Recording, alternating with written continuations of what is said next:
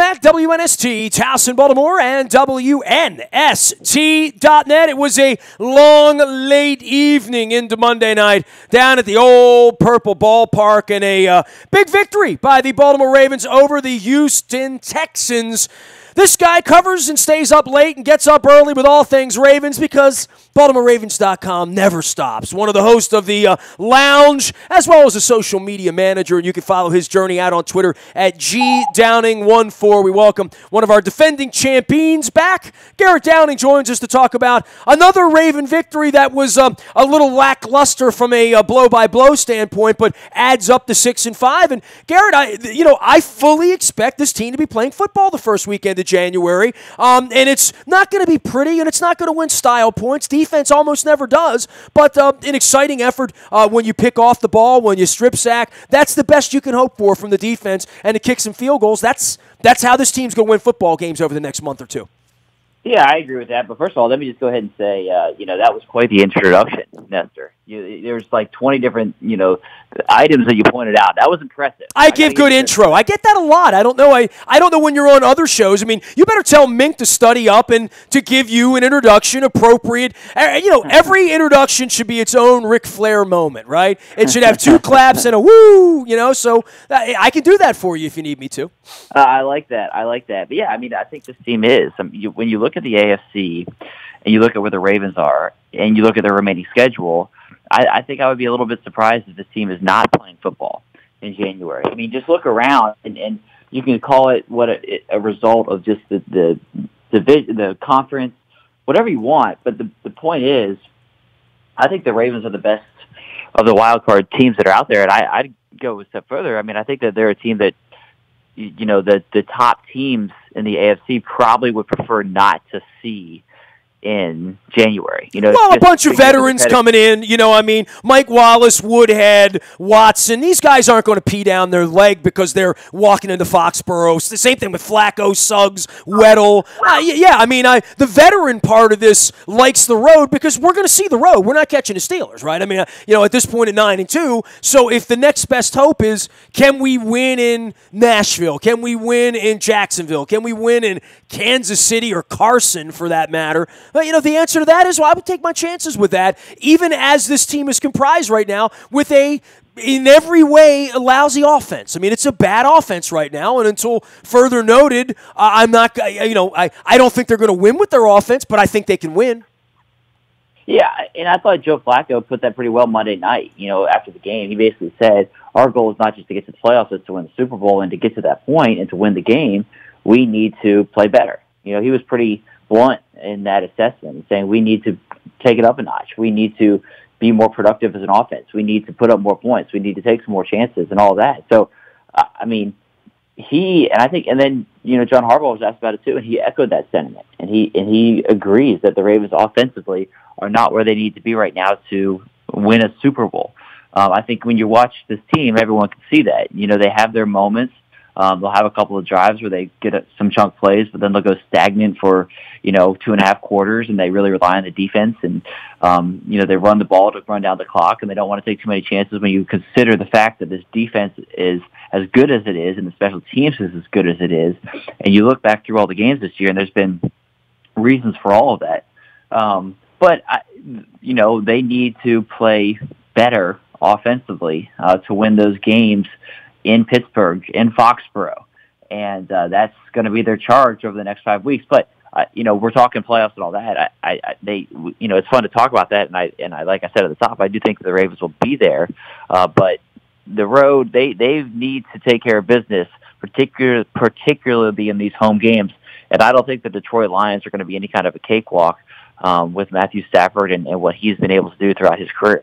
I think this is the biggest week, right? I don't envision them losing to Deshaun Kaiser and the Browns. I've said it for the last 2 weeks. If they don't make the playoffs because they lost to Jacoby Brissett at home 2 days before Christmas, or because they lose to the Cleveland Browns, then you earn your golf tee time the first week of January. I don't think that's going to happen, but I would tell you that this Detroit game, this would be the difference maker in win this game this week, and you put yourself in a whole different position going into the last month of the season where you could get tripped up and survive it. All that being said, with this, we're starting to see some wrinkles in the offense, right? Like I saw different things that Marty Morningwing was doing, and some chicanery, as I like to call it, just trick plays, misdirections, lots of stuff that we have not seen pulled out of the Purple playbook very often around here.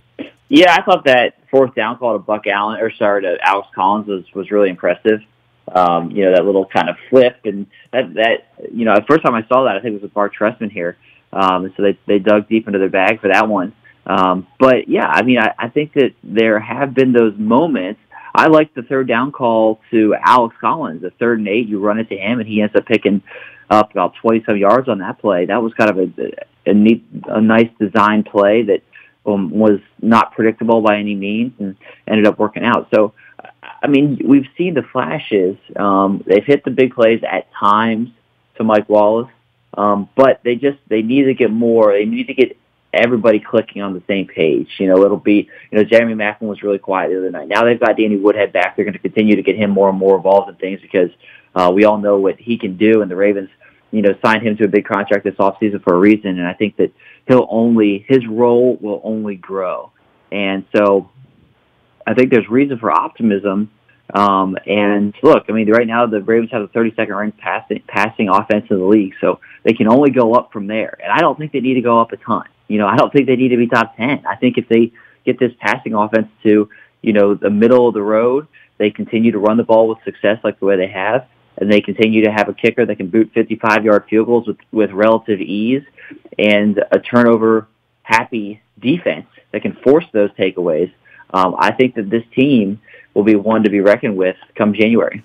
He is Garrett Downing. He is G Downing14 out on Twitter, the social media manager and the host of the Lounge and some podcasts and all sorts of things at Ravens.com. We see these visiting teams come in, and no Watson, no Watt, no Merciless. We know all of that. Boy, they had 2 really special players. And, we travel around, we watch these games, and we're always looking for something to stand out. That Hopkins kid is special, and I don't think there's any doubt that J.D. Clowney being the number 1 overall pick, it took him a little while. We're all waiting on Bashad Perryman at this point as well. But when you see these guys that show up on draft day and then 2, 3, 4 years later, they show up in your stadium, and you can't stop them. Literally 2, 3 bodies on Clowney. Hopkins, I know there were some answers for him throughout the night, but he's a special player. The Texans would worry me moving forward if they could ever get healthy. I mean, yeah, the Texans they're a team that I think that, they would, I got to believe that they're not the favorite to win the AFC South if they're healthy. They're right there, and they're definitely more in the wild card contention than they are. I mean, Deshaun Watson, when he was healthy, he looked like he had the potential to be a special player. And then, I mean, just imagine if not only did the Ravens have to deal with Jadeveon Clowney last night, if they also had to deal with J.J. Watt, and think about that challenge. And yeah, Hopkins to me looked like one of the best wide receivers in the NFL. He showed that Monday. So I think that the Texans are a team that have a lot of good young pieces. And, fortunately for the Ravens, they didn't have to see some of their heavy hitters on Monday. Well, we heard a lot about Danny Woodhead coming back in here and how he would be utilized. And I know he touched the ball, whatever it was, 8 times in the game, couple runs, couple passes. Every time he's out on the field, I think defenses really have to account for him, and I think that him being out there, his presence out there, helps open some things up for the wide receivers. That's my belief anyway, having watched it for 2 weeks and through 2 victories and in 2 games where not a lot of mistakes have been made on offense, other than errant passes and whatever, but it's been a cleaner look, I think, for the offense, and there's been more opportunity because of Woodhead being out there. Yeah, I mean, look, the Ravens went out, they signed this guy early in free agency. They made him a priority. He was somebody that they definitely wanted to add to this offense because they thought that he could be a difference maker, somebody that they definitely needed. And we haven't seen that because over the first 8 games he was hurt, and then he's just sort of getting back into the fold. But I agree with you.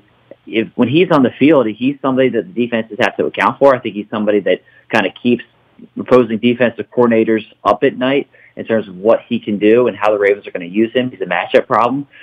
He's really difficult to cover in space. You don't know if he's going to be a receiver or if he's going to be a running back. So he brings that element to the offense, and I think he will open up some things. But like I said before, the Ravens just need to get this entire thing, this entire operation clicking, because it can't just be one. The key with Danny, and really with all these pieces, he has to set up something more. If he comes in and he's catching 10 passes a game and they're these kind of 5-yard passes, that's not going to do it. But if he's catching these passes and he's getting them upfield, and then, oh, by the way, that brings the safeties down, and then you have some of those big play options to Mike Wallace or Rashad Perriman or Jeremy Maclin, that's exactly what the Ravens expect. And so I think they've got pieces. Again, we've seen flashes. They just need to put the whole thing together to really get this thing working. He is Garrett Downing, G Downing14 out on Twitter. This portion of our WNST programming brought to you by our friends at GNA Coney Island Hot Dogs and Restaurant in Highlandtown, the best hot dogs in the world. If you're out on the east side shopping, moving around the Highlandtown area, stop in, see Andy, let him load up that left stuff for me with the ketchup, not mustard for me, but relish. Maybe some chili on there, some sauerkraut for the holidays. That's perfect. GNARestaurant.com, also famous for French fries and gravy. That sounds like a tasty treat on a cold afternoon. G&A, Coney Island Hot Dogs in Highlandtown. Also brought to you by Coppin State University. We are your home for Eagles basketball this winter, as well as hearing from head coach Juan Dixon. We'll be doing that as they're getting back from these money games and getting some local MEAC action underway. You can learn more at CoppinStateSports.com. We also have the ladies and men's Eagles games here as the Coppin State flagship for this year. We're proud of that relationship. Garrett Downing joining us here to talk all things Ravens. And, we haven't gotten to Suggs, right? And I think you and I went after this after maybe the Cincinnati game or the Cleveland game earlier in the year. I know we heaped some praise upon him. I think it's pretty well documented. He's not my favorite Raven of all time. Probably in the other direction, quite frankly, having watched the act for 15 years around here. But that being said, I tweeted several times on Monday night, he is stamping his Canton passport with each and every game. And if I were the one in front of the committee 6, 7, 8, 9 years, wherever it's going to be for him, I would pull out the tape from Monday night and say, this is what this dude was doing on a Monday Night Football game at the age of 35 after a couple of huge surgeries on a body of that size. It's sort of otherworldly, Terrell Suggs, right now for me. Yeah, I would agree with that. I mean, the fact that he's playing, as John Harbaugh has said, probably playing his best football at this point of his career. Nobody does that. Nobody plays at 35 years old and seems to get better, particularly at that position. We can point to Tom Brady and talk about all the success that he's had, and look, he's phenomenal, obviously. But, there's a difference between quarterback and playing outside linebacker where you're in the trenches every single play, and that's what he's doing. He is somebody that has impressed me more and more as he continues throughout his career, and I think he's built a Hall of Fame case for himself, and he's proven that he's not only one of the best players on the defense, but that he can continue to do this. For how much longer, who knows? But I don't think there were many people who thought he could be doing it at this point. And here he is on Monday Night Football, coming up with the big plays, the key moments of the game, and just looking like he's 24 years old out there. Garrett, last thing for you. Special teams kind of go unnoticed by a lot of fans. It's either the offense or the defense. No one ever wants to fire the special teams coordinator. But that being said, what Sam Cook did, not just in throwing a pass and kicking the ball, and Tucker was very involved in this game for the first time really in a while where he was a huge factor in the game. I think he's always a factor psychologically, but then you have to make those kicks in the fourth quarter, and he hasn't had to do a lot of that this year, especially the longer kicks. And then there's Anthony Levine, who made a big play, on defense, obviously, but is sort of a heart and soul special teamer, and I think a guy everybody likes in the organization. I certainly like him, and it was kind of neat to see his smile at the locker after the game. As an old guy, I don't get to see that sort of genuine smile at a locker as much as I'd like to. Yeah, it's exciting when you have a guy like an Anthony Levine who's been in the league. He's 30 years old, and he's been around for a while, and he's never had an interception. I didn't realize that was his first year interception until I looked it up, and I don't think many of his teammates realized that either. So you're happy for a guy like that. And the Ravens special teams has been good for a long time. Obviously, we all know that's John Harbaugh's past as a special teams coordinator, and he takes that very seriously. Jerry Rosberg is, one of the finer attention to detail coaches, I think, in the National Football League. He obviously, that's his craft, and the unit sort of takes after him. He does a great job of making sure everybody's ready to go in that department. And then look, you have Sam Cook and Morgan Cox, who are the three best specialists in the league, and they've got a really special thing going here. It's not often. I asked Sam recently, is there any other group that's been together as long as you guys have? And he didn't think that there was. You'd have to do a little research to figure out if there's been a holder, kicker, punter, snapper combination that's been together as long as the Wolfpack has. And, I think that continuity certainly helps. And the Ravens play, those three guys are the best of their positions. And it's really rare to be able to keep something like that together. And I think that we're seeing how important it is when you have Justin Tucker go out there for a 53-yard field goal on Monday Night Football in late November. And, I'm not sure about you, but I think pretty much most people in that stadium figured, all right, here we go, another 53-yarder for Justin Tucker, not too worried about that. Where just about every other team in the league in that situation, you're kind of sweating it out. And every other team in the league, I sat around here, Thanksgiving and on Red Zone Sunday, every other team's sweating out extra points. I know. Every time there's an extra point, right? I mean, it really affects the game. Yeah, and obviously the Ravens aren't doing that, and that's a testament to, a lot of different pieces, but that's part of the reason why I think this team could be something to be reckoned with, because the offense, as I said before, doesn't need to grow by leaps and bounds. They need to get a little bit better. They've got the best teams in the league, one of the best defenses, and if the offense, if the offense makes improvement, they're going to be right there in the thick of this thing when we're talking about January football. Garrett, take care of yourself. I know it is a busy week for all of you around the building and a short week in preparation for the Detroit Lions in a really, really important game. Always a pleasure to catch up with you. Get some rest at some point. We'll rest after Minnesota in February. How about that? We'll rest after the parade. Sounds good, Nestor. Great to have you on. Garrett Downing joining us here. Downing, one for the social media manager and digital host for the Ravens, as well as all they never let me sit on the lounge. Every time I bring those guys on, I'm like, you let Luke sit on the lounge. I guess I got a face made for cable video or, I don't know, low def or something like that. The Buy a Toyota Audio Vault is there 24 hours a day for you. From anywhere in the world, just download the TuneIn Radio app. We do come in crystal clear from everywhere in the world. Nasty at WNST.net finds me. I'm on Facebook, Twitter, LinkedIn, Snapchat, Instagram, streaming live on our Facebook, as well as our YouTube WNSTV channel. I am Nestor. We are WNST.net, AM 1570 and WNST Towson, Baltimore, and we never stop talking Baltimore sports.